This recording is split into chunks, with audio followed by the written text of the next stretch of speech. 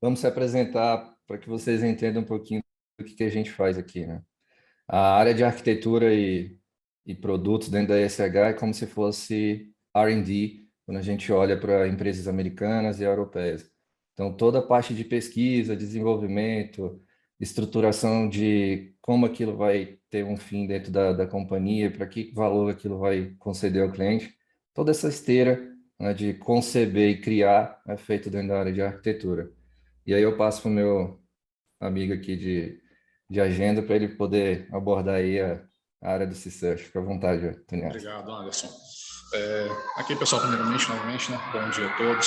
Sou o Thiago Antoniazzi, como a Jéssica colocou, o gerente aqui do C-Search da SH. Dentro do C-Search da SH, né, eu trabalho aqui com a equipe de resposta a incidente, sendo ela baseada em 3 pilares, né? Ataque, defesa e análise.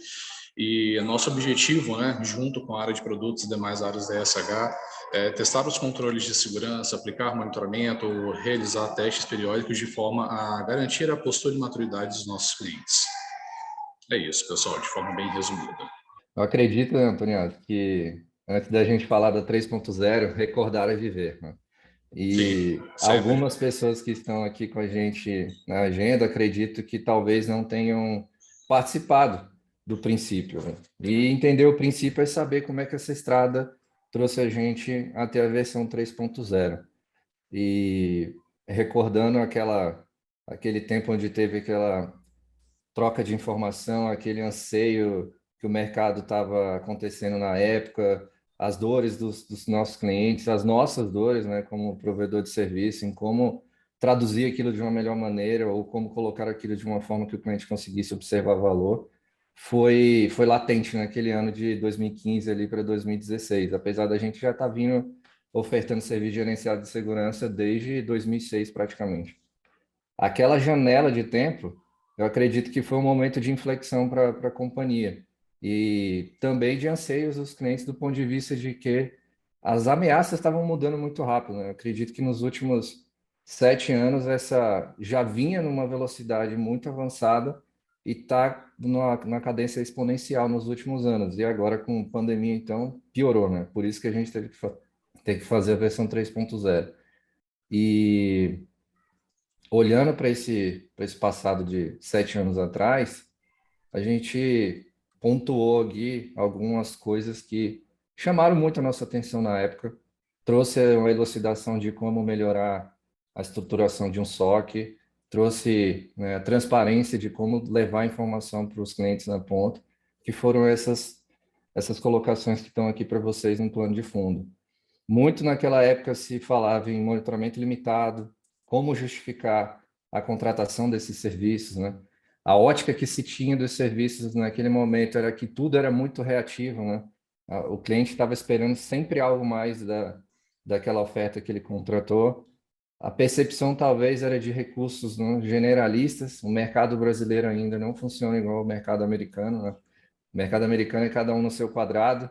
Você pega o telefone e fala com alguém, ele vai lá e fala: Não, eu vou até aqui. A partir daqui, fala com o meu amigo aqui do lado, porque ele é especializado nessa matéria ou nessa disciplina. Os ambientes tecnológicos, por essa investida da transformação digital, de acesso à informação, começaram a quebrar esses perímetros que a gente conhecia. Hoje a gente sempre brinca, né, Antonio, que o perímetro hoje é a internet, né? Tá todo mundo Sim. espalhado aí, não existe mais o castelinho que a gente Na costumava. verdade, não, se me permite, Anderson, não existe mais esse perímetro por si só, né?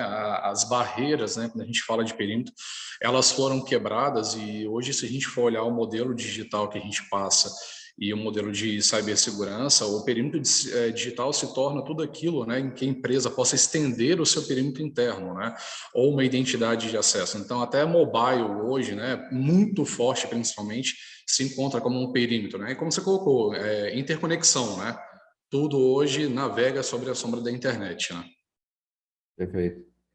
E com relação a essa sombra que foi aumentando que você colocou, muito também era indagado, né, para a gente e da gente para os clientes, né? Como você vai mostrar esse impacto, essas vulnerabilidades que estão aparecendo, em virtude desse ambiente que está crescendo de forma descontrolada e do ponto de vista que não está tendo monitoramento e controle, né? Às vezes sobe uma aplicação nova, sobre um ativo novo dentro da rede e aquilo não tem governança em cima daqueles ativos.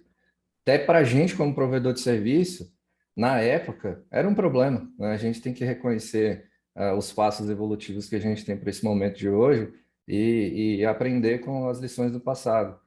E, cara, eu lembro de vocês aí comentando que, meu amigo, isso não está coberto no contrato, né? Apareceu da noite para o dia uma aplicação publicada. Isso naqueles primórdios lá dos primeiros contratos de serviço gerenciado, né? Como é que era isso E daí até no dia a mais, dia, Tânia? não, e até mais do que isso, né? Não é só a visibilidade do que estava sendo monitorado ou não, novo ou não, entrando no contrato ou não, né? Todos crescemos junto, né, sobre o paradigma de crescimento, né, do que era segurança, o que deveria ser monitorado, como deveria ser monitorado, e aí a gente começa a abrir vários Cs, né, o como, aonde, então assim, como você colocou bem colocado, o cibersegurança já está há muito tempo no mercado, mas realmente a gente vem com essa quebra de paradigma muito forte, né, e ela vem se acelerando aí de 2015 até 2019, principalmente, né, fator pandemia, né, Anderson? A pandemia acelerou tudo isso, né, onde nós tivemos que readequar e reinventar, não só como empresa de serviço, mas como empresas, né, de negócio e segurança, né? Então, aquele o que deve entrar, né, o como deve entrar, o como deve ser monitorado, ou como eu devo testar e atacar ou defender, acabou criando uma amplitude muito grande, né? E aí, realmente, eu digo que o trabalho, né, Anderson, sob essa ótica, ela até é um passo atrás, né? Nós tivemos que nos apoiar, né, e clientes e nós como prestadores, né, de uma certa forma, a entender, estruturar isso melhor ao negócio, né, entender o que era realmente importante a ser monitorado, testado e avaliado para trazer visibilidade ao negócio, né, Anderson? Acho que acaba sendo esse o ponto, né? Perfeito. Eu recordo que também naquela época tinha uma percepção de uma disparidade de nivelamento de conhecimento que ela perpetua, né, até hoje, e até de entendimento do que se faz certo dentro de uma estruturação de uma arquitetura e um serviço daquele ponto. E a gente tinha aquela dualidade, né? Às vezes a gente recebia um projeto e aquilo foi concebido, né, pela estruturação do cliente, ele tinha um anseio, a gente tinha uma oferta para endereçar aquilo, mas no dia a dia a gente percebia que ele não conseguiu traduzir tudo que ele pretendia em forma de texto, e a gente foi se adequando nessa jornada enquanto contrato. Então, exemplos assim que vai muito na linha desses outros bullets que a gente colocou, como a parte de automação, orquestração e documentação de processo, eu recordo muito você colocando aquela frase enfática, né? Alguns contratos iam até detecção, não havia resposta ali, ou se tivesse resposta, às vezes precisava quebrar o nosso processo estruturado para se adequar ao processo do cliente, né? Então, Sim, isso perfeito. causava uma disrupção, né, na esteira de resposta ao incidente. Queria até que você entrasse um pouquinho nesse ponto com relação ao fluxo, né, de processo de resposta ao incidente. E esse processo, quando não era seguido do nosso lado, mas a gente tendo que tangenciar para atender uma demanda de uma realidade de um cliente, né? Perfeito, Anderson. De forma muito resumida, né? Quando a gente fala do processo de resposta a incidente, né, nós estamos argumentando sobre Managed Detection e Response, né? E esse processo ele pode ser, digamos, considerado um pilar de caderno de teste, né? Quando nós temos as equipes ofensivas, né? Por exemplo, o Red Team da ESH fazendo o trabalho em conjunto com os clientes, como nós temos o cenário real, né? Onde o cliente realmente vai passar por um cenário, né? De uma ofensa dentro do seu ambiente e as nossas equipes de hunting e de blue vão atuar nesse processo, né, Anderson? E de forma muito simples, para não estender tanto sobre a pauta, né, acho que o principal ponto, de novo, né, Anderson, é o nível de compreensão, né, não só do serviço, como da oferta, né? Nesse processo de Managed Detection e Response, né, nós vemos digamos assim, três atores, né, dentro dessa estrutura, né? O gerenciamento, né, o manager, a detecção e a resposta, né? Então a gente consegue desmembrar isso e numa cadeia, né, bem estruturada desse processo, nós vamos ter a análise e a sua identificação, a contenção, né, que é tentar estancar a ofensa, né, naquele momento zero, a erradicação, que literalmente vão ser as ações corretivas e proativas para que isso não ocorra novamente, o recovery do ambiente e, no final, as lições aprendidas, né? Mas quando a gente olha da nossa história, né, Anderson, do que a gente vem trazendo aos nossos clientes em entendimento, é muita ação responsiva, né? É uma questão que eu entro aqui que digo muito, né? E alguns clientes já até cansaram acho que de me ouvir falar sobre isso, é que esse processo de resposta a incidente, ele trabalha sobre a ótica de nós somos coautores, né? Cada um faz a sua tem uma parcela importante nessa ótica, né, de recuperação do ambiente, né, e nesse momento, né, sobre as ofertas e sobre o nosso aprendizado, né, ficava aquela percepção no momento onde nós tínhamos dentro dos nossos contratos de serviço o R, né, o response, já incluso dentro do contrato, e nós tínhamos a nossa equipe de MSS, e nós tínhamos contratos os quais não tinham, né? E para o cliente aquela percepção de, poxa, vocês não vão atuar no meu ambiente, vocês não vão colocar, né, o mão na massa, não, nós vamos, né? Mas é importante entender até onde a gente pode ir, né, Anderson? E aí eu preciso, né, conectar as duas áreas, né? Só que MSS, né, atuam em conjunto, né? E o SOC ele vai trazer muito a ótica de postura, de maturidade, monitoramento, ataques orquestrados, defesas, né, também através de processos de hardware, monitoramento, e a nossa equipe de MSS é a equipe de infraestrutura, né, barra segurança, responsáveis por nos ajudar nesse processo, né, Anderson? São eles que justamente aprendem no dia a dia, quando fazem parte desse contexto, né? E quando nós não temos, né, inclusos no contrato ou na interface, né, de serviço, é onde a gente acha que esse é o ponto, né? Onde entra o paradigma, né, essa quebra, né, Anderson? Até onde a ESH pode ajudar o cliente ou como ela vai ajudar, uma vez que ela não tem a visibilidade, né, da infraestrutura, ela tem a visão de segurança, tem a visão da ofensa, mas não consegue enxergar o dia a dia, porque até então nós não fazemos parte da operação, né? E é nesse contexto que aí a gente é até uma pauta que a gente vai lidar à frente, né? Eu vou acabar repetindo essa frase. Você mesmo já está cansado de me ouvir, né, Anderson? Mas são os pilares, os 3 pilares que nós seguimos aqui, né? Pessoas, processos e produtos, né? E é nesse mecanismo que a ESH tenta se adequar e, obviamente, aprender com os nossos clientes e oferecer o nosso conhecimento também para conseguir trazer esse processo, né, Anderson? Acho que, de certa forma, é isso que a gente acaba vendo no dia a dia e acabam sendo esses os pontos de ruptura, né? O entendimento e até onde nós podemos ir, né?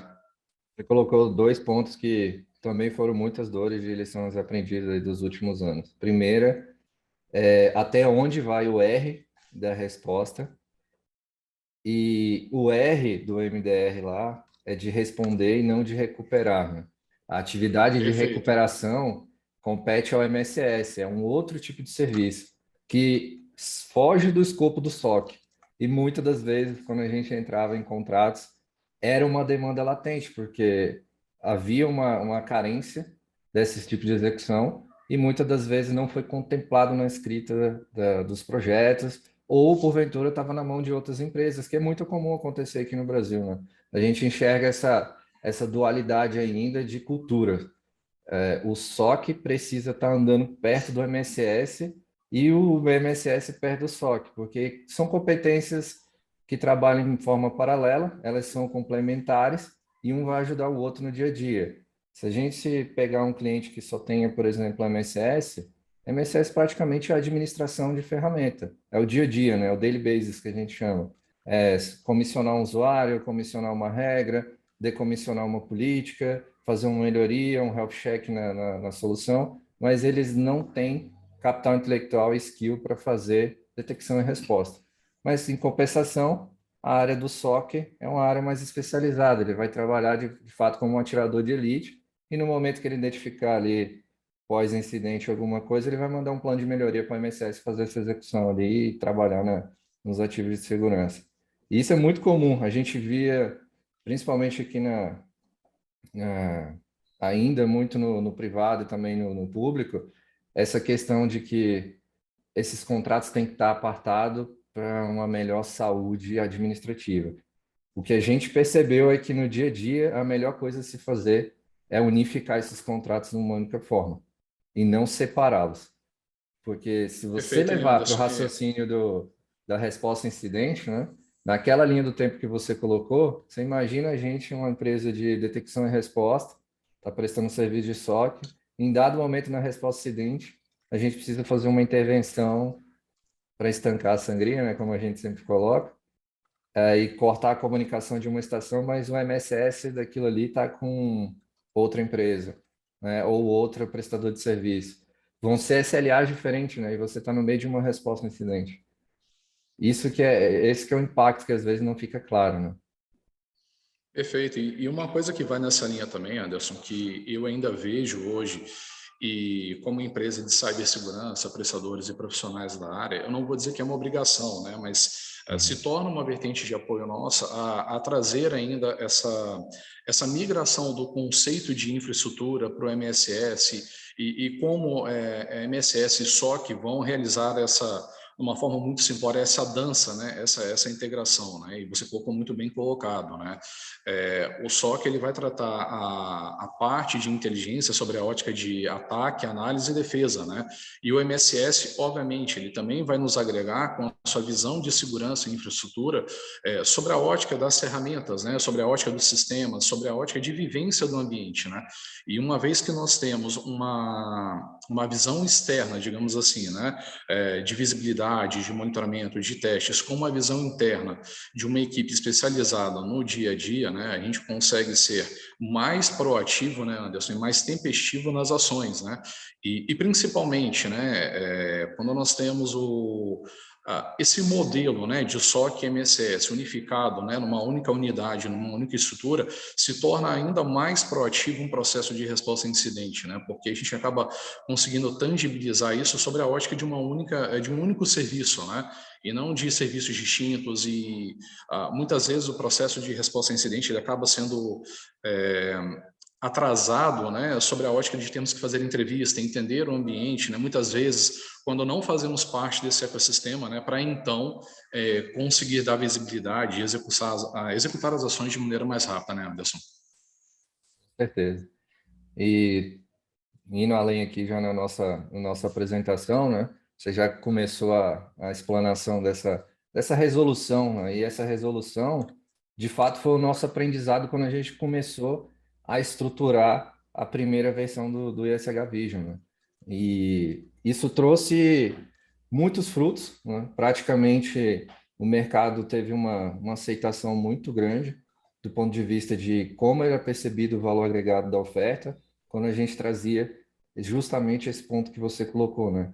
Como que eu consigo colocar um guarda-chuva de segurança aonde eu vou trabalhar predição, prevenção, detecção e resposta, e esse ciclo vai se tornar um ciclo virtuoso. Automaticamente eu vou fazendo um aprendizado, esse aprendizado vai reciclar, vai entrar de novo na engrenagem, e aquilo ali vai virar uma melhoria contínua por parte dos dois times trabalhando em conjunto. E foi exitoso essa oferta, né? E a partir desse ponto, a gente começou a trazer mais valor para os clientes. Eu percebo que muitas das dificuldades que eram apontadas lá naquela realidade que a gente enxergou foram traduzidas por dentro dessa oferta quando ela foi lançada, né? Por exemplo, eu tenho um time especializado, como o de vocês lá que trabalham na parte de detecção e resposta, eu tenho um time específico de gestão de vulnerabilidade, ou um time de segurança ofensiva, eu trabalhar em processos, né, específicos de detecção e resposta, padronizar aquilo ali de uma maneira que seja visível. Eu traduzir isso como a gente está fazendo agora com o time do Handle e a inteligência de ameaça, né? Não só consumir feeds externos, porque esses feeds externos, eles olham muito o mundo, mas e o mercado brasileiro, né? A gente é meio que uma anomalia, a gente tem umas coisas aqui que só existem no Só o nosso Brasil mundo, tem, né? só o Brasil tem, né? Os hackers daqui, né, a comunidade cybercriminosa, é uma das maiores do mundo, tá praticamente top 3 aí, ou top 4.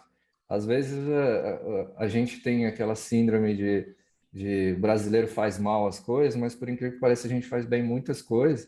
E nesse ponto de vista ainda, mesmo que negativo, né, do cybercrime, uma das maiores comunidades do mundo de hacker ativismo é a do Brasil.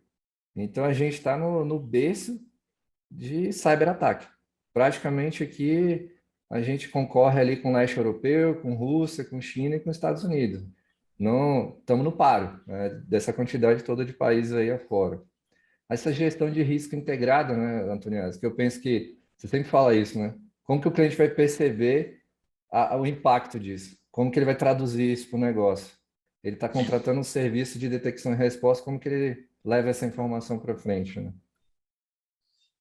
E a visão do valor agregado, né, Anderson? Você colocou, acho que, um ponto hoje muito importante, e novamente, né, para mim é mais um ponto de ruptura, porque, novamente, né, a cibersegurança já existe há um bom tempo e ela vem evoluindo, né, e muitas vezes nós vimos de uma cultura onde cibersegurança, né, isso de uma forma muito, muito simplória e até pejorativa, que cibersegurança seria apenas firewall e antivírus, né? Eram os especialistas dessas ferramentas e se eu tinha esses profissionais dentro do meu ambiente, isso já seria cibersegurança, né? E ao longo do tempo a gente vem evoluindo e não a gente enxerga não a extinção de alguns cargos ou algumas nomenclaturas, mas a unificação, né, Anderson, para trazer essa vertente. E quando a gente olha sobre essa ótica, a gente acaba vendo uma ótica, né, de SOC, MSS e o item que você acabou de colocar, né, Anderson, GRC, né, Governança, Risco e Compliance, ou IRC ou IRM, que acaba algumas vezes trazendo essa percepção, né, do valor agregado ao negócio, né, traduzir a ótica, né, de cibersegurança, de infraestrutura, numa visão do negócio e como esses registros, esses controles vão agregar os processos da organização, né.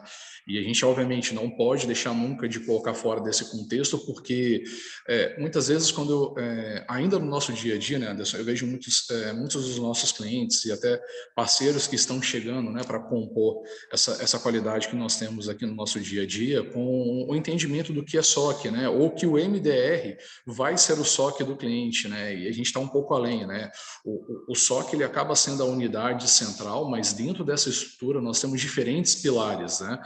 Dentro do SOC, nós vamos ter uma equipe de Red Team para realizar os ataques e a gestão de vulnerabilidade sobre a ótica ofensiva. Nós vamos ter a equipe de Hunting, que vai realizar os monitoramentos, investigação, resposta a incidente. Nós vamos ter a equipe de Blue, responsável por fazer as avaliações, fazer o processo defensivo e as respostas, né, a incidente de nível 3. Nós vamos ter o MSS, que acaba não estando dentro do SOC, mas compõe como um pilar de função subordinada. Nós temos o GRC, nós temos Threat Intel. Então, o contexto, né, Anderson, como você está projetando, e muito bem projetado, o contexto é muito maior, né? Quando a gente fala de SOC, quando a gente fala a própria resposta a incidente, né? O nosso serviço do ESH Vision, né? Ele trabalha sobre essa ótica, né, Anderson? Ele é um pilar, ele é uma das funções que compõem a parte do SOC, né? E o objetivo disso é chegar a um dado momento onde a empresa possa contar com esses pilares unificados e aí nós vamos ter aquela visibilidade, né, que alguns clientes já passam e vêm construindo em conjunto com a ESH, que é essa visão de postura e maturidade, né, onde o GRC também entra, e aí a gente vai ampliando, né, o portfólio e a estrutura de serviço e cibersegurança, né, Anderson? Muito diferente do cenário, né, como eu comecei aqui falando, de firewall e antivírus, né, é muito além já disso, né? Acho que um tópico latente que também está aqui pontuado nesse slide é a superfície de ataque, né? É uma pauta que a gente vem debatendo internamente nos últimos 2 anos aí, e nos últimos 6 meses ficou latente, né? Agora com essa, vamos dizer assim, o processo da Covid, né? Vamos colocar a Covid já como um processo que levou ali todo mundo para o trabalho home office e as organizações do noite para o dia tiveram que aumentar a infraestrutura para prover serviço de maneira descentralizada, que vai ter usuário acessando agora de várias localidades, causou uma disrupção, né? A primeira disrupção foi que a infraestrutura que estava em loco não suportava o acesso vindo de maneira remota. E aí, automaticamente, o que os gestores de tecnologias fizeram? Se a minha infraestrutura em loco não está dando conta, transborda para a nuvem. No momento do transbordo para a nuvem, sobe recurso computacional em nuvem pública para amplificar os serviços, amplificar os acessos, contrata IaaS, contrata PaaS, contrata SaaS. O que isso causou? A superfície de ataque do cliente está só lateralizando e aumentando Sim, drasticamente. E isso é o que vocês viram no dia a dia na maioria dos nossos contratos ativos, né? A gente já tinha um escopo e da noite para o dia, no meio do contrato, por causa da pandemia, aquele escopo começou a, né, dilatar, porque a infraestrutura do cliente está aumentando vertiginosamente. Aí eu queria até que você colocasse os aspectos, né, da vivência e de como foi gestão de superfície de ataque no dia a dia, para a gente colocar aqui para onde que a gente está indo hoje, né? Perfeito, né, Anderson? Primeiro, a partir do momento, né, que a gente fala que o nosso perímetro e essa superfície, né, são expandidos, né, acabam saindo da nossa mão, né, e vão para barreiras das quais nós não temos controles, né, 100% desse perímetro, né, a gente realmente precisa de novos processos, né, Anderson? Não é à toa que o processo Zero Trust, né, ele já foi criado embasado nessa visão, né, principalmente de nuvem, né? Se nós formos olhar o modelo anterior, né, focando aqui na parte ofensiva, né, nós considerávamos, né, será que eu fui atacado, né? Ainda tinha um se, né?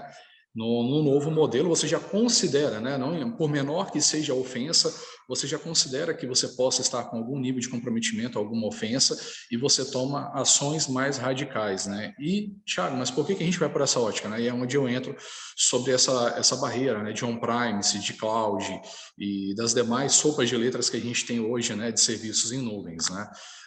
Uma vez que essa superfície, né, ela vai para um controle externo, né, Anderson?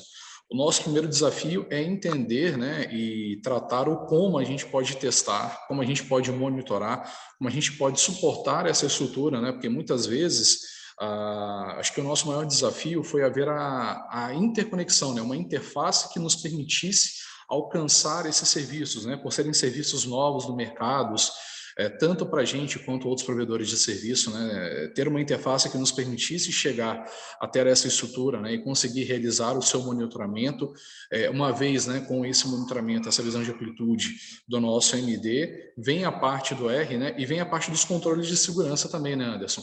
Como é que eu vou fazer, e tá ali, vou entrar no contexto, né, como é que eu vou testar essa superfície de ataque? Quais são as óticas, né, ou sobre quais óticas, eu acho que se enquadra melhor dessa forma, sobre quais óticas eu consigo testar, né? Eu consigo realizar, né, um SASH, um DASH, um IASH, né? Estruturas ofensivas, né? Termos ofensivos sobre a visão automatizada, eu consigo fazer uma gestão de vulnerabilidade, eu consigo realizar um pentest, né, indiferente da ótica. Então, acho que o desafio primeiro, né, Anderson, foi entender esses serviços, ter uma interface, né, que me permitisse alcançá-los, e depois, né, como empresas, né, como cibersegurança, como a gente conseguiria realizar, né, os perímetros, né, os controles, né, de teste sobre essa ótica e avaliar o risco do negócio, né? De novo, né? A gente vai caminhar, eu não tenho como não falar isso, né, Anderson? No final, tudo que a gente acaba fazendo num contexto de infraestrutura ou segurança me leva, né, para postura e maturidade, né? Uma ótica de GRC, né? Então, acho que Perfeito. o maior desafio foi esse. E agora, mais do que nunca, não existe um único perímetro, né? Aquilo que a gente estava conversando. Eu tenho o perímetro interno, que teoricamente eu ainda tenho um pseudo conhecimento dele, que Sim. mesmo assim eu não tenho conhecimento, da noite para o dia pode blocar pode brotar uma estação de trabalho nova, pode vir um IoT, pode vir, sei lá, alguma coisa está aparecendo dentro da rede e a gente Anderson, e percebe que até se me essa, permite, não te cortando, claro, só para dar um. Hoje essa barreira ela está ela tá tão complexa e muitas vezes difícil para fazer essa gestão, esse CMDB interno, que nós temos algumas organizações onde a área de marketing, né, nós já vimos exemplos aqui, acabou criando um domínio e não avisou a TI ou a área de segurança. E quando a gente está, quando nós realizamos, né, a parte de threat intel, análise de superfície, a gente acaba se deparando, né, com um domínio e perguntamos, mas gente, é da estrutura? E no final das contas, né, justamente por essa flexibilização e essas barreiras que são quebradas, né, nós temos outras áreas dentro da organização expandindo, né, de forma inocente, tenho certeza, que o território da empresa, né, ou a marca da empresa, e tornando um pouco mais difícil de alcançar e realizar esses controles, né, Anderson? é isso aí. Então, a gente tem o perímetro interno, que teoricamente é o pseudo-conhecimento. Eu tenho o perímetro externo, que é o que está publicado como serviço para consumo dos usuários.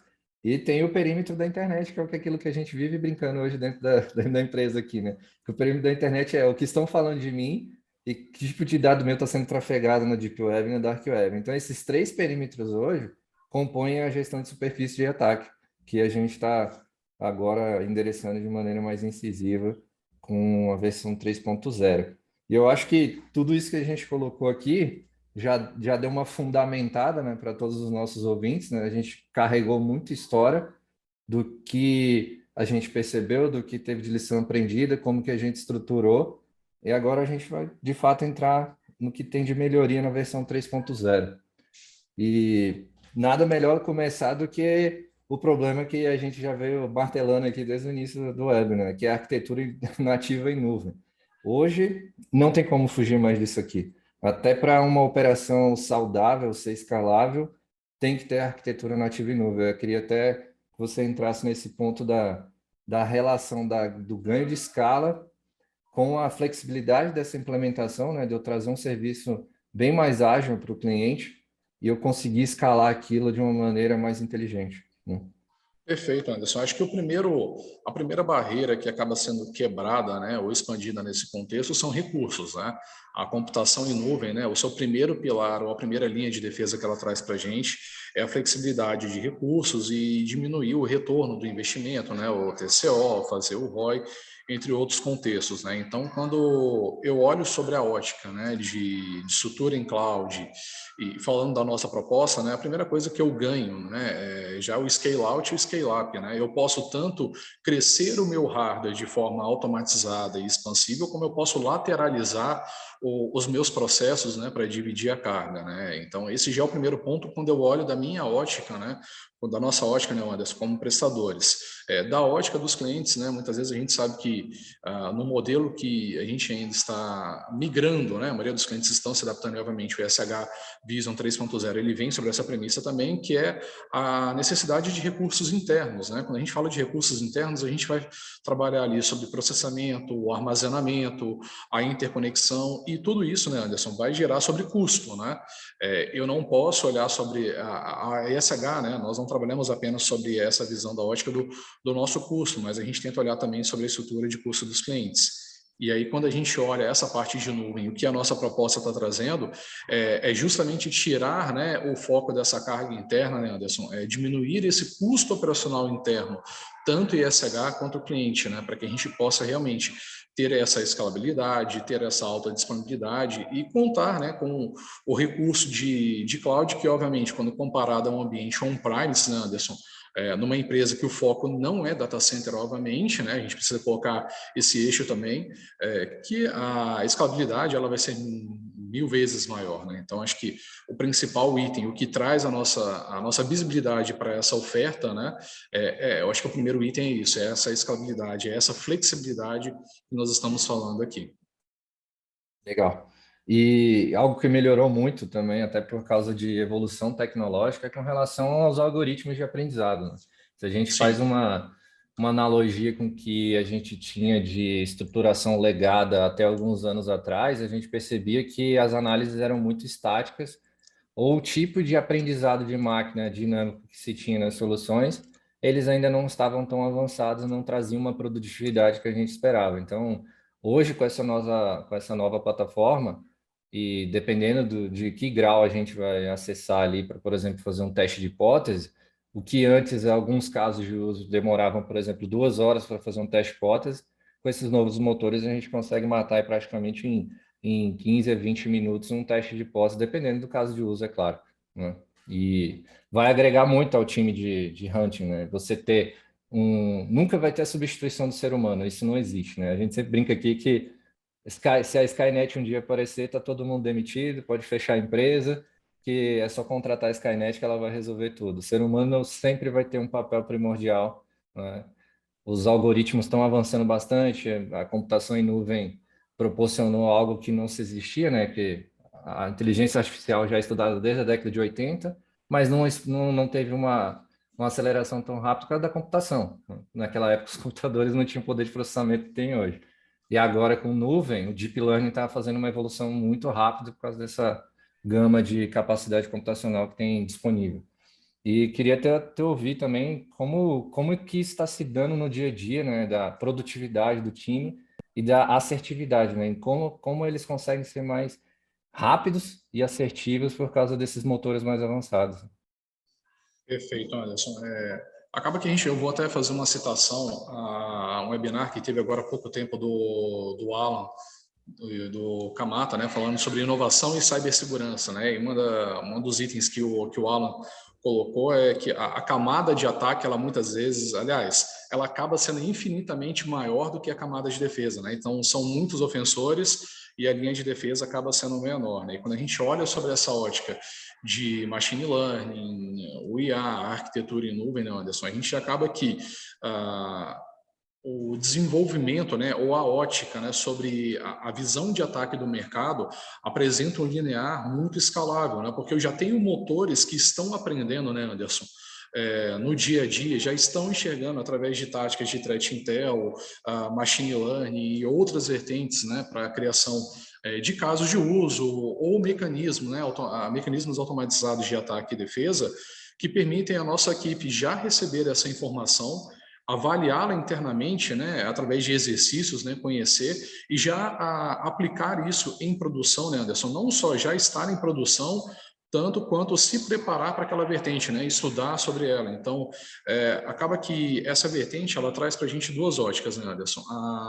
A visibilidade acelerada de mercado, né, motores que estão aprendendo, né, e vão aprender numa velocidade, obviamente, mais rápida do que a nossa, e a experiência, né? E aí tem até uma frase, não querendo citar aqui vendas externas, mas a Microsoft usa, né, no seu conceito do SOC, que é empoderar o ser humano, né? E você colocou um item muito importante, né, Anderson?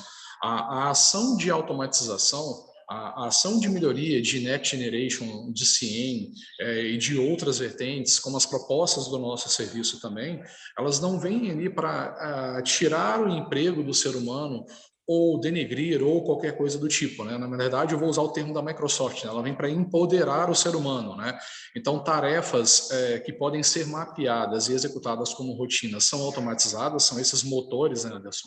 Com uma visibilidade externa, e nós conseguimos literalmente aproveitar o melhor das nossas equipes, né? Especialidades das nossas equipes nesses eixos, né? Então, ao invés de eu ter uma equipe que vai se preocupar especificamente em fazer toda a cadeia de análise e para a construção, né, de uma simulação de monitoramento, ataque ou defesa, eu já tenho essa equipe recebendo essa instrução pronta, né, Anderson?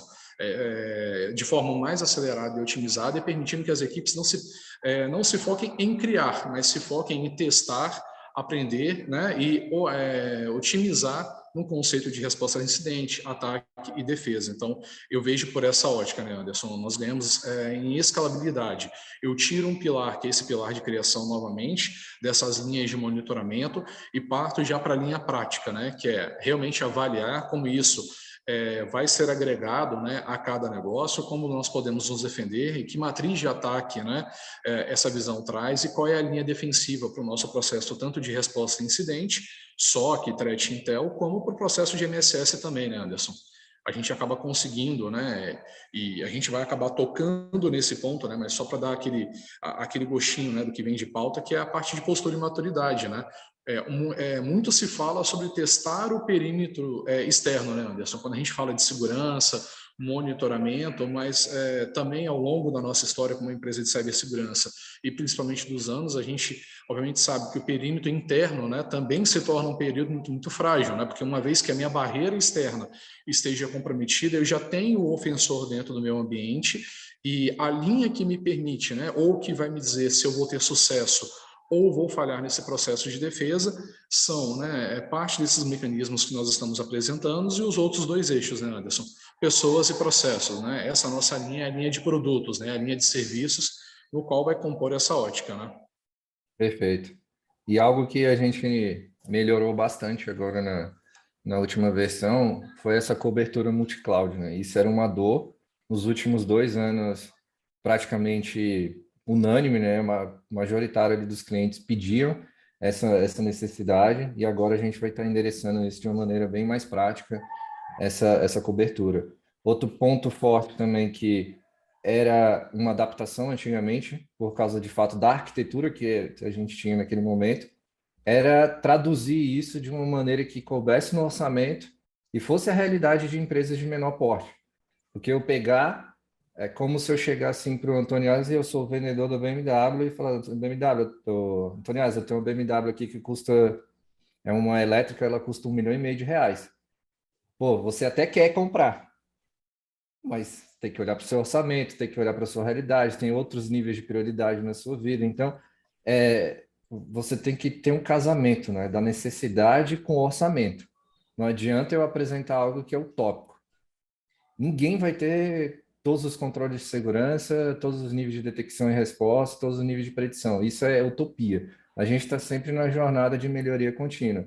Mas o que a gente fez agora foi traduzir isso para uma realidade de pequenas e médias empresas, para que seja mais flexível e que tenha uma cadeia de crescimento mais linear, assim, que não dê aquela disrupção muito grande.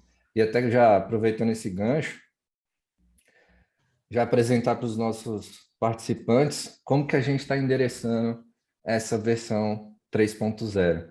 E percebam que aqui são recomendações, tá? Não são premissas da oferta.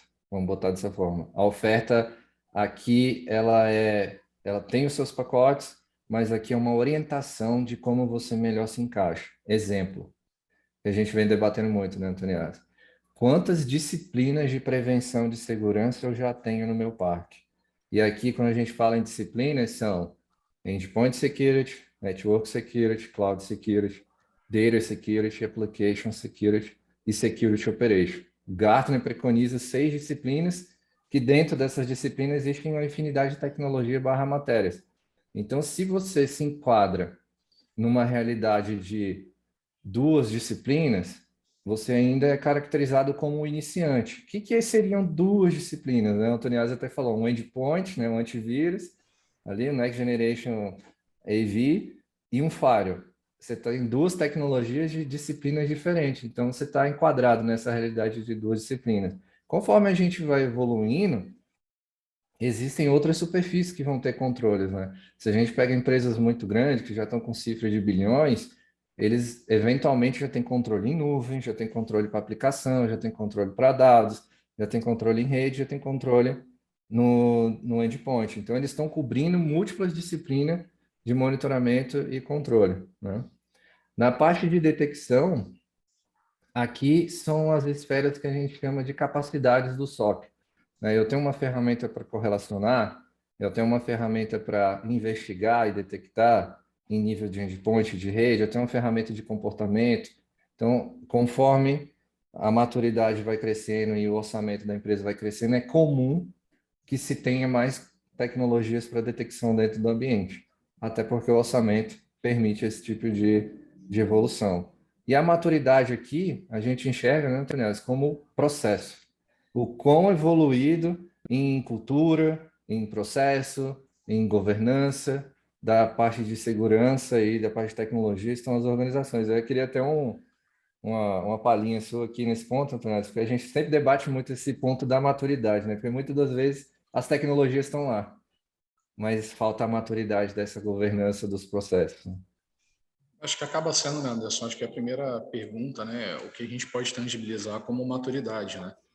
Em que momento eu realmente estou maduro, né? Acho que o primeiro item é maturidade, é uma matéria a qual a gente vai desenvolver ao longo da vida da organização e do negócio, né? Quando eu considero que eu tenho maturidade num nível suficiente, é onde a gente trabalha um pouco com o excesso de autoconfiança, né, Anderson? E é onde a gente pode ser pego, né? É onde a gente pode ter um ponto cego, né? Então, acho que maturidade entra primeiro como o item de postura, né? Controles, né, Anderson? Como você colocou, eu preciso ter aquela. Não tem como não falar, né? E não ser repetitivo sobre a nossa tríade, né? Pessoas, né? Processos, né? Acho que muitos dos nossos ouvintes que já tiveram a oportunidade de conversar com a gente mesmo aqui, como você fala, no dia a dia, acho que um já está cansado de ouvir o outro falar, é sempre pessoas, processos e produtos. Eu preciso ter as pessoas certas com os processos adequados, né, e os serviços, eu não vou nem falar de produtos apenas, né, mas os serviços que se adequem ao meu negócio, né, para que em conjunto eu possa executar esse controle, né, esse registro e avaliar o meu ambiente, né. Eu, por exemplo, né, hoje nós temos pilares onde nós temos clientes e só tem uma parte do SOC, como a gente mencionou, né, sobre a parte de detecção. Mas e a parte do ataque? Como é que eu testo o meu perímetro, né? Isso aquilo que eu não tenho, eu preciso voltar a esse item, né? Como é que eu testo a minha superfície externa e como é que eu testo a minha superfície interna? Até que ponto ou até que momento eu realmente tenho um nível de fragilidade, né? E aí nós vamos entrar com exercício de Red Team, Spear Phishing, gestão de vulnerabilidade, e isso me permite o quê, né? não de uma matéria, mas de um pilar ofensivo, melhorar o meu pilar de análise, né, detecção, a parte de defesa e ainda agrego dentro da nossa estrutura de MSS, né, Anderson, como a gente está falando, né, trazendo para as matérias de firewall, de endpoints, data protection, uma vez que isso, novamente, né, tem a ver com maturidade, é o processo, né, que eu testo os meus controles de segurança, avalio as minhas fragilidades, aplico a minha correção, eu elevo o meu nível de maturidade. E chega um momento, né, que o meu nível de maturidade não se dá pelo que eu encontrei de fragilidade ou não no meu ambiente, né, Anderson? Mas como está acontecendo o meu ciclo, o meu processo, né, de testes e controles, né, de validação, o quanto isso é recorrente, o quanto eu investi nisso, né, para criar a memória muscular, né, Anderson, para aí sim eu conseguir, olha, quando eu olho sobre a ótica, né, de superfícies externas e enxergo que eu tenho como serviço, né, eu entendo que esses pilares apresentaram esses níveis de fragilidades e eu apliquei essas correções. Quando eu olho sobre a ótica interna, a mesma coisa, e no final, a partir de agora, eu executo, né, esse processo de forma recorrente para trazer uma maior visibilidade, né, Anderson? E obviamente que a gente não vai conseguir isso do dia para a noite, não se trata apenas do investimento, né, Anderson? Acho que a maturidade, ela começa onde eu me enquadro, né? Acho que o ponto inicial de maturidade é o reconhecimento, é saber aonde eu estou, para onde eu vou, né, e onde eu quero chegar no final dessa trilha. Acho que é passar pelos 3 estágios, né, Anderson? Para que, junto, né, aí sim eu preciso trazer uma estrutura de negócio aqui, né, junto com o meu planejamento estratégico, né, eu consigo apresentar para a empresa, olha, eu estava aqui, fiz isso, agora eu vou para esse nível, e quando eu chegar aqui, daí para frente, o valor agregado não é garantir, né, mas é almejar que a postura e maturidade, né, a segurança do meu ambiente, que os meus controles estejam mais rígidos, né, e que a gente se torne, né, menos suscetível a um ataque ou uma ofensa disruptiva, né, Anderson? Acho que acaba sendo esse o pilar principal de postura e maturidade, né? Perfeito. E refrisando a todos os nossos participantes que isso aqui é uma matriz de recomendações e de encaixe para saber como vocês estão, né? É uma introspecção que deve ser feita para saber quantas tecnologias eu tenho nessa camada aqui, quantas disciplinas eu já tenho cobertas dentro do meu ambiente, como é que está essa minha jornada de processo e qual o tamanho do meu negócio. Baseado nisso, a recomendação é um determinado encaixe num pacote de serviço que vai tratar dessa jornada, como o Antoniazzi colocou. Esse aqui é praticamente um casamento, né? E no casamento você evolui. Não necessariamente você tem a melhor governança, não necessariamente você tem todos os controles de prevenção e todas as tecnologias de detecção. E eventualmente seu negócio vai crescer, porque toda empresa não é ONG, né? Ela está lá para ganhar mais dinheiro e ter sucesso no mercado. E automaticamente esse crescimento vai ser em conjunto. Vai ser criada uma cultura, vai ser criada uma governança e vai ser criado um processo de melhoria contínua no ambiente, né? Eu acho que com isso a gente já encerra aqui o que a gente tinha para transferir de conhecimento para vocês. Eu acredito que os detalhamentos dos pacotes eu recomendo a todos entrarem em contato com o time de marketing da ESH, que ele vai fazer a ponte com a área comercial, para vocês saberem os detalhes. E agora a gente vai abrir aqui para perguntas e respostas. Eu acredito que já tem até algumas aqui no chat, que a gente vai começar a responder. Acho que a primeira que tem aqui é a do Lucas, né? Lucas colocou aqui, o ISH Vision 3.0 por ser algo bem completo, não faz sentido eu contratar ele de uma vez. Como funciona a questão de cronograma de implantações e evolução da maturidade? Perfeito, Lucas. A gente sempre coloca aqui que o Vision, ele é o nosso framework de cibersegurança. É a nossa metodologia da jornada que a gente vai levar para vocês, clientes na ponta. Então, nesse aspecto, a gente tem a outra máxima que é risco integrado, né? Que é a parte de GRC. O GRC é o alfa e o ômega. Eu não tenho como aprovar, por exemplo, um orçamento para contratar um serviço ou aprovar um orçamento para contratar uma tecnologia sem que antes tenha acontecido um planejamento estratégico de segurança, sem que antes tenha acontecido um mapeamento de risco, sem que antes, dentro desse mapeamento de risco, eu mostre qual é o impacto, o que que eu preciso fazer de ações, porque esse plano é que vai subsidiar os demais. Então, quando a gente olha para camadas, a gente tem a camada estratégica, que é isso que a gente está conversando aqui agora, que são negócios, tomadores de decisões, onde precisa ser aferido, né, o impacto e os riscos, que aquilo ali vai se traduzir no orçamento depois. Acima que aquilo ali é concebido, tem o transbordo para a camada tática. A camada tática é a camada que vai fazer acontecer aquela estratégia lá de cima. É o como, né? A camada de cima é o quê. Percebe? Então, esses caras setaram para onde o navio está indo. Essa camada do meio vai montar a estratégia para como fazer aquilo acontecer. E a camada operacional é a galera que vai botar a mão na massa para fazer de fato o fato ser consumado. Então, o que você colocou é sim uma realidade. O Vision hoje eu vou desde conceber a estratégia, a tampar os gaps, a fazer governança de identidade, né, que é um outro fator, um outro pilar muito importante, a eu administrar o parque, a fazer detecção e resposta e eu a vender uma solução como serviço. Então, a gente consegue fechar as 5 esferas e entregar uma experiência completa fim a fim. E, é claro, tudo vai depender do momento, da realidade e do orçamento. Não adianta a gente chegar e falar assim, ó, é mesmo que, como o Antoniazzi colocou, a gente faz sim um assessment na maioria dos clientes, é comum, é baseline já no nosso serviço, a gente fazer um assessment na largada. Para quê? Para identificar gap. Às vezes é processo, às vezes é tecnologia, às vezes são pessoas que precisam, então a gente faz todo esse mapeamento. E isso é transferido, esse conhecimento para o cliente. Ó, a jornada tem que ser dessa forma. Vamos começar aqui, porque esse orçamento permite a gente ir até aqui. No ano que vem, vamos evoluir essa outra vertical, né? Como o Antoniel sempre coloca. Todo ano, ou todo mês, ou todo santo dia, a gente vai fazer uma evolução. E essa evolução ela tem que ser constante. É muito difícil você ter alguém que fala assim, ah, eu tenho dinheiro para comprar tudo.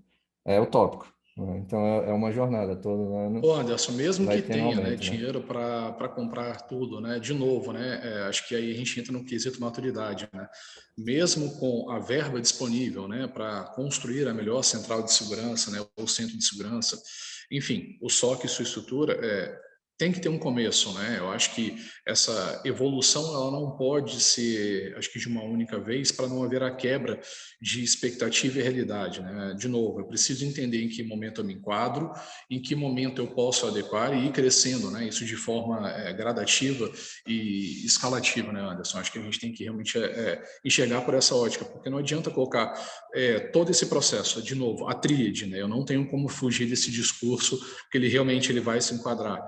Eu não posso implementar tudo e achar que a tríade de pessoas, processos e produtos, numa única tacada, vão executar o que a gente precisa, né, para a evolução do negócio. É realmente entender o momento e ir crescendo de forma, né, gradativa, né? Perfeito. Tem uma outra pergunta aqui de um usuário anônimo, colocou da seguinte forma: desde o Vício 3.0, a ESH entendeu o meio ambiente e aplica regras de negócio no CIEM. É uma pergunta, né? Ou se limita apenas a correlacionamento de ativos comuns de mercado? Vamos lá, não sei o nome da pessoa, mas existe uma diferença aí muito grande, né?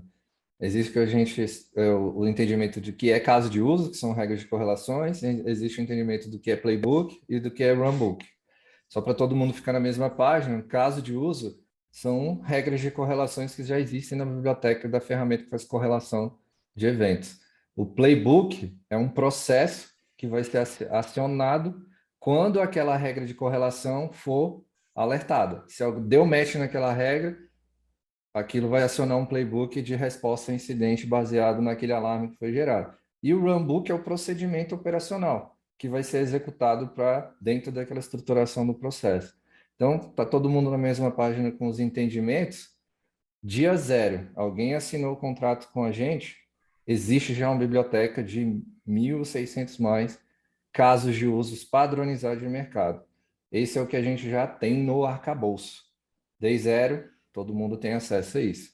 O que se acontece dali para frente em matéria de projeto e contrato são as nuances de negócio. Como o Antoniel sempre coloca, às vezes alguém tem uma coisa específica dentro do parque que isso foge da realidade de mercado, eu tenho que desenvolver alguma coisa que vai endereçar aquele ponto que foge da realidade de mercado. Então, sim, tem ali as adaptações de regra específica para o negócio, é comum a gente fazer isso. E é um aprendizado em conjunto, né, Anderson? Somos coautores do processo de segurança, né? Acho que isso que é muito importante, né? Para que o processo de segurança ele possa ser executado, né, da melhor maneira possível, né? ISH como prestadora, né, e cliente como contratante, né, precisam, né, é aquela questão a gente volta lá atrás, né, Anderson, do CMDB, né? Precisam conhecer bem o seu negócio, ter estruturado para nos passar a percepção correta, né? E que em conjunto a gente consiga criar essas regras personalizadas, né? É onde entra, e aí consolidando o que você colocou, né, Anderson? Eu tenho os frameworks já prontos de mercado, mas nós temos a expertise ESH também, né? Os nossos baselines de mercado, como também os baselines, né, criados, né, especializados para cada cliente de acordo com o seu negócio. Mas para que isso funcione, né, é um trabalho ali de colaboração de ambas as partes, né, Anderson? Perfeito. E a última aqui, também do usuário anônimo, é caso eu contrate apenas uma parte do Visa, sem contratar o MSS com ISH, eu teria apenas o MD ou teria resposta a incidente também. Vamos dividir as coisas aqui, né? Responder rápido que a gente já estouramos o tempo. Deu 11 horas. Se a gente olhar para o NIST, que é o framework de cibersegurança, o último deles que eles foram lançar, o CSF, o que eles preconizam na estrutura de detecção e resposta? Dentro de resposta, eu explodo a resposta em 5 tópicos macro. Eu tenho o plano de comunicação, o plano de resposta, a análise do incidente, eu tenho ali a mitigação e eu tenho as melhorias. Quando eu contrato apenas o R do MDR ali, sem o MSS, determinado momento eu não consigo fazer tudo. Por quê? Se eu tiver com stack de tecnologia do MDR completo, que, como preconiza o mercado, é uma tecnologia de CIEM/UBA, é uma tecnologia de EDR, é uma tecnologia de NDR, eu consigo fazer alguma coisa ainda na resposta ao incidente. Então, a gente classifica que a resposta ela é passiva, né, de ser executado, mas depende do qual caso de uso e até onde eu vou conseguir ir. Porque dependendo do caso de uso e até onde eu preciso ir, vai ter que ter o MSS junto. Então, assim, a gente não diz nem que sim, nem que não. É que a resposta ela é parcial quando eu coloco o MDR puro sem o MSS. Então, dado momento, talvez eu precise, talvez não. Se for uma resposta acidente, por exemplo, no endpoint e tiver um EDR junto na oferta, eu consigo responder. Se tiver uma integração do NDR com algum ativo de rede, eu consigo responder. Mas se for numa superfície de cloud, por exemplo, eu vou ter que ter MSS de uma outra tecnologia, né? Então já fugiu o espectro da tríade de visibilidade e detecção do SOC, né? Então, respondendo agora objetivamente sua pergunta, sem MSS eu posso ter contratação de MD ou de MDR. Para ser mais eficiente, é melhor casar o MDR com o MSS. Perfeito, Anderson. E aí eu complemento para fechar aqui só de forma muito simplória, né?